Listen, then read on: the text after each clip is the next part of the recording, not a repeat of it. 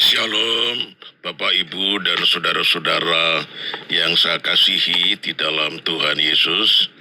Selamat pagi, bagaimana kabarnya?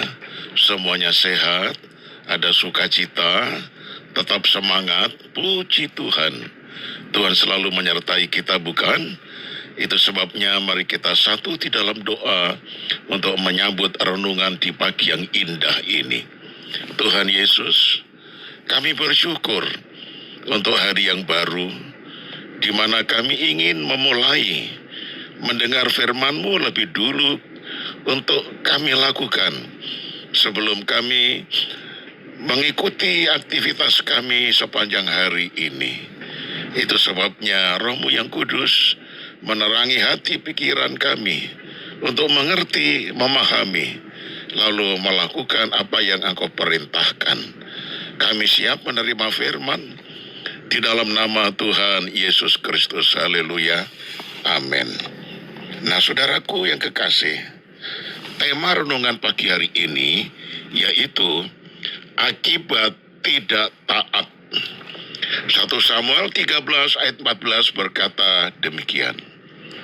Tuhan akan mencari seorang yang berkenan di hatinya, dan Tuhan menetapkannya sebagai pemimpin atas umatnya, karena engkau tidak menaati apa yang diperintahkan Tuhan kepadamu.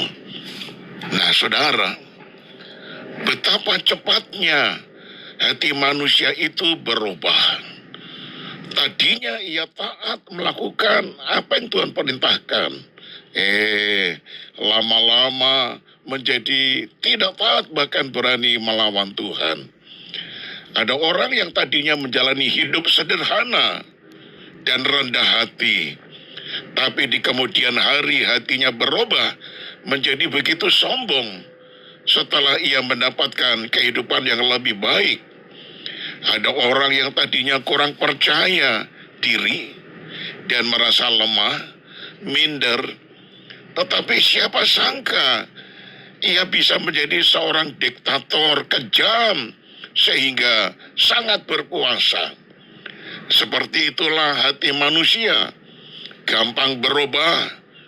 Bisa jadi perubahan hatinya itu menjadi petunjuk bahwa ia tidak rela kehilangan rasa nyaman maupun kekuasaan yang didapatinya selama ini.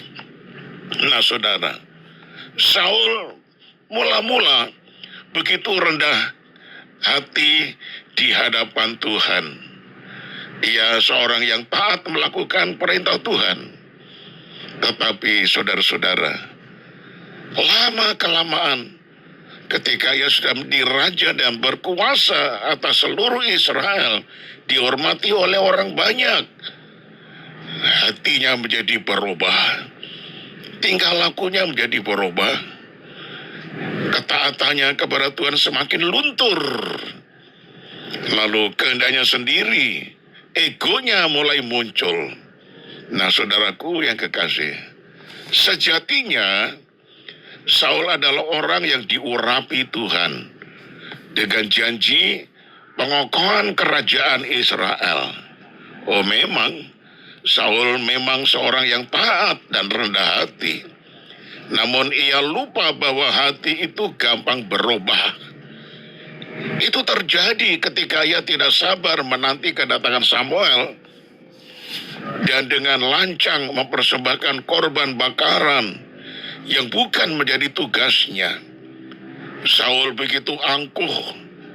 Ia menjadikan kedudukannya menjadi alasan bahwa ia bisa berbuat apa saja, termasuk mengambil tugas keimaman.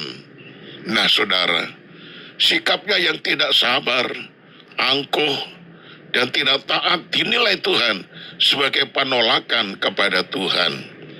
Saul pun harus menerima konsekuensinya, ditolak sebagai raja dan kehilangan janji Tuhan. Ia kehilangan apa yang coba ia pertahankan dengan sekuat tenaga. Nah, saudara, sikap Saul mengingatkan kepada kita bahwa bukan persembahan atau ritual agamawi yang memperkenankan hati Tuhan. Tuhan lebih menyukai ketaatan, kasih setia, penurutan, kerendahan hati di hadapan Tuhan. Mari renungkan saudara, hati manusia itu rapuh, gampang berubah oleh situasi. Bahkan hidup dalam berkat pun jika tidak diwaspadai bisa berubah menjadi angkuh dan melupakan Tuhan. Kebalikannya, kemiskinan juga bisa menjadikan hati manusia kecewa, lalu tidak lagi berharap kepada Tuhan, bahkan menjauhkan diri dari persatuan dengan Tuhan. Saya tutup dengan kalimat ini, saudara. Hati manusia itu rapuh, gampang jatuh karena keadaan. Sebab itu, jagalah hati kita dengan penuh kewaspadaan. Amin. Mari kita satu di dalam doa. Ya Tuhan, kami mendengar suatu renungan mengenai akibat ketidaktaatan. Akibat dari seorang yang tidak lagi merendahkan diri, lalu kemudian mengasihi kepada Tuhan. Saul akhirnya ditolak oleh Tuhan dan kedudukannya digantikan oleh orang lain. Ya Tuhan, biarlah ini menjadi suatu pelajaran bagi kami. Ajar kami taat dan mengasihi kepada Tuhan dengan tulus hati. Ajar kami untuk sadar bahwa ketidaktaatan itu akhirnya mengakibatkan kehancuran, ditolak oleh Tuhan. Dan Roh Kudus undur daripadanya. Kami rindu Tuhan, Roh-Mu yang kudus tetap tinggal di dalam diri kami. Roh Kudus sebagai penolong dalam diri kami. Roh Kudus sebagai roh kebenaran yang selalu menuntun kami kepada jalan yang benar. Roh Kudus sebagai penghibur yang menghibur kami tatkala kami sedang gundah gulana. Itu sebabnya ya Tuhan, Roh-Mu yang kudus tentu akan memberi kami kekuatan untuk hidup merendahkan diri dan taat melakukan semua perintah-perintah yang Engkau lakukan dan Engkau perintahkan kepada kami. Terima kasih banyak Bapa. Kami mendoakan untuk semua kegiatan kami sepanjang hari ini. Tuhan berkenan menyertai kami dan semua anak-anak kami. Jaga, lindungi dan pelihara mereka semuanya. Pada jemaat-Mu yang sakit, yang sakitnya secara manusia sulit untuk kesembuhan, tetapi bukankah Engkau dokter di atas segala dokter? Engkau yang menjadikan yang tidak ada menjadi ada.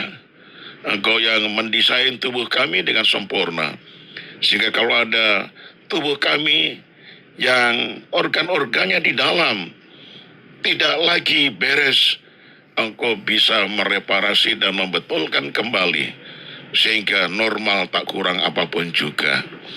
Ajar kami tidak memandang kepada penyakit, tetapi memandang kepada kasih dan kuasa Tuhan yang tidak berubah dahulu kemarin hari ini, lusa sampai selama-lamanya. Terima kasih Tuhan Yesus, kami mempercayakan hidup kami hanya di dalam tangan-Mu. Di dalam nama Tuhan Yesus kami sudah berdoa. Haleluya.